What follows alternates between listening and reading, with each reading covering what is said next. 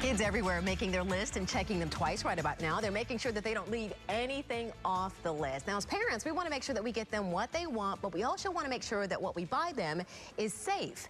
Tampa Bay Parenting Magazine editor Angela Ardolino is here now with some advice before you head out to go shop. Always good to see you. We coordinated our colors today.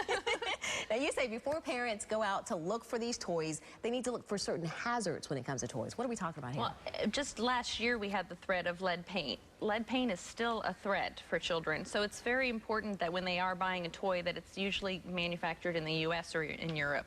Past that, you really need to do your research to make sure that it's being made safe and that it does not have lead paint. So unfortunately, lead paint is still a threat.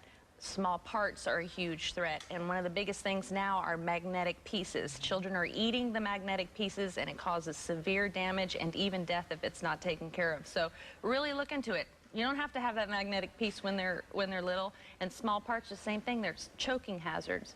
Anything with a cord or a cable that's more than 7 inches long is also something that can cause kids to choke. Okay, when it comes to toys that we buy for active kids, say like a bicycle, a scooter, or a skateboard, you have to make sure that you factor in the cost for safety equipment because that's really important. Not only making sure that you get all of the safety equipment, meaning the helmet, the knee pads, everything that you need, but that they know that they have to use those before they get on that bike or skateboard. And they always ask for those fun toys. Just make sure they understand if you want to play with that fun toy, you need to put all the safety equipment on at the same time. Now, when parents are out, you know, I'm guilty too. We're so busy, we're rushing around, we're trying to make sure that we get the toys that are on the list. We don't necessarily take the time to read the labels, but you say that's a huge mistake. Why is that? It's a huge mistake and something we really should do.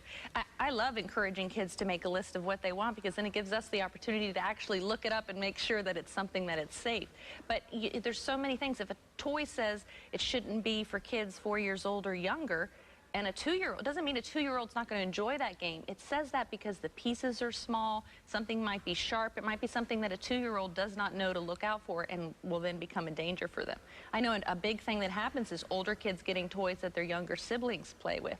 So it's really important to educate your older siblings to say, don't forget to put your toy away when you're playing with your little sister. Make sure she doesn't swallow them or run off with a piece or anything like that. So it's very important.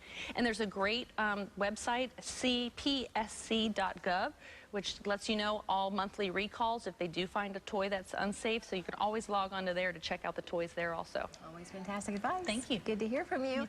And Angela's going to be back with us next week. We're going to talk about beating the flu, which is really interesting because I just saw a report today on Facebook about how raw onions can help. So I can't wait to talk to you about that. All right. You research that I'll one. look into it. If you missed any of the points that Angela mentioned and you want to share the information with another parent, just go to our website, abcactionnews.com. You can also find help with a variety of parenting issues on the Tampa Bay Parenting website. That's tvparenting.com. And while you're there, you can sign